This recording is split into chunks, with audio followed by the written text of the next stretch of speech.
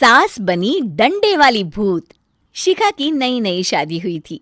उसका मायका और ससुराल दोनों कानपुर में ही थे, इसलिए उससे मिलने उसके भाई अक्सर आते जाते रहते थे। ये बात शिखा की सास मीना को बिल्कुल पसंद नहीं थी। मम्मी जी, आज राहुल भैया आ रहे हैं। कौन, तेरे चाचा का लड़का? जी मम्मी जी। अरे पर वो तो दिल्ली में रहता है ना।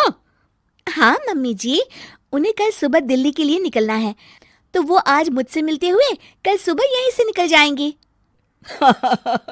हमने तो धर्मशाला खोल रखी है ना। कुछ कहा क्या मम्मी जी? मैंने कहा हाँ हाँ, आने दे तेरे भैया को, जमकर खातिरदारी करेंगे। अब तो कुछ करना ही पड़ेगा, इससे पहले कि मेरा घर धर्मशाला बन जाए। ये कैसी बातें कर रही हो मीना? सच ही तो कह रही हूं। अभी इसकी शादी को साल भर भी नहीं हुआ और आए दिन इसके घर वाले आ धमकते हैं। अरे तो क्या हुआ, वो इसी शहर में रहते हैं तो हाल चाल लेने आ जाते हैं। इस बार मैं उनका हाल और चाल दोनों ही बिगाड़ दूंगी। अब बहुत हो गया जी।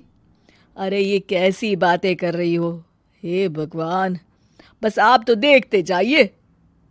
शाम को राहुल आता है। नमस्ते आंटी, कैसे हैं आप लोग? हम लोग तो ठीक है, तुम कैसे हो बेटा? मैं भी अच्छा ही हूँ आंटी। बस आज रात के बाद नहीं रहोगे। चलिए भैया, मैं आपको हमारा घर दिखाती हूँ। रात में खाने के टेबल पर शिखा, रोहित कहीं दिखाई नहीं दे रहा। जी भैया, वो ऑफिस के काम से बाहर गए हैं, कल शाम तक आएंगे। अच्छा अच्छा। बेटा, क्या तुम भूत प्रेत में मानते हो? नहीं नहीं आंटी जी, पर अचानक आपको ये ख्याल कहाँ से आ गया? पता नहीं क्यों, कभी कभी मुझे लगता है जैसे रात के समय बैठक में कोई घूमता रहता है। ये आप क्या कह रही हैं मम्मी जी? हाँ, तुम लोग घबरा ना जाओ, इसलिए मैंने आज तक इस बारे में कुछ नहीं कहा। ये आपका वहम होगा आंटी जी, ऐसा कुछ नहीं होता। हो सकता है।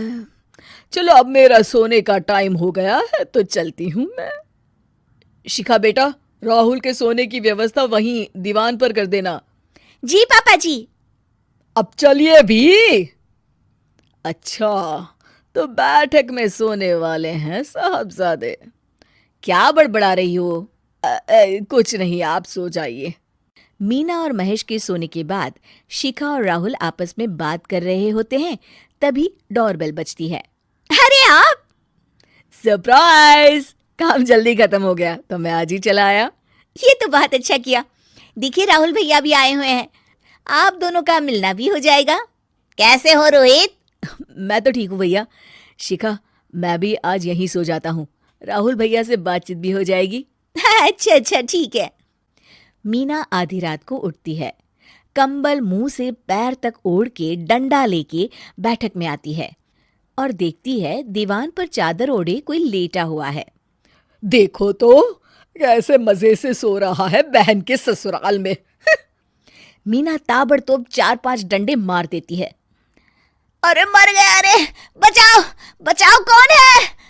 मीना जल्दी से अपने कमरे में भाग जाती है। हे भगवान, ये मैंने क्या किया? ये रोहित कहाँ से आ गया? लगता है ये नालायक राहुल मेहमानों वाले कमरे में सो गया होगा। आज तो इसकी खैर नहीं। उधर बैठक में, अरे क्या हुआ रोहित? मैं बाथरूम में था, तुम्हारे चिल्लाने की आवाज सुनी। पता है भैया, मैं सो रहा था, अचानक से कोई आकर मुझे डंडे मारने लगा। ये क्या कह रहे हो? लगता है तुम भी आंटी की तरह भूत प्रेत में मानते हो। नहीं नहीं भैया, सच में कोई आया था। मैं तो जा रहा हूँ मेहमानों वाले कमरे में सोने के लिए। इस समय अपने रूम में जाऊंगा तो शिखा की नींद खराब हो जाएगी। ठीक है भाई, जाओ तुम, जहां तुम्हारा भूत डंडा लेके ना आ सके। थोड़ी देर बाद मीना कंबल ओढ़ के डंडा लेकर मेहमानों वाले कमरे में पहुंच जाती है। वो बिस्तर पर सोए रोहित को फिर डंडों से मारने लगती है। अरे मर गया, अरे मर गया। तू भूत प्रेत में नहीं मानता ना? ये ले, अब डंडे खा। हैं? ये तो माँ की आवाज है। रोहित कंबल खींच देता है। बेटा तू! अरे ये क्या कर रही हो माँ? मार मार के मेरा भरता बना दिया आपने। हाय,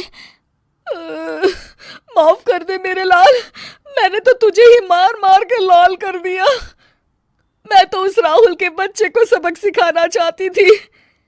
राहुल भैया को? हाँ बेटा, मुझे लगा अगर उसे डंडे मारूंगी तो शिखा के मायके वाले यहाँ आना छोड़ देंगे। हे भगवान, माँ ये घर शिखा का भी है, उसके घर वाले जब चाहे आ सकते हैं। हाँ बेटा, आज मुझे भगवान का इशारा समझ में आ गया। मैं कितना गलत करने चली थी और अपने ही बेटे को चोट पहुंचा दी। अब चुपचाप जाके सो जाओ माँ, और किसी को कुछ बताने की जरूरत भी नहीं है। शिक्षा दूसरों का बुरा चाहने वालों के साथ भी बुरा ही होता है।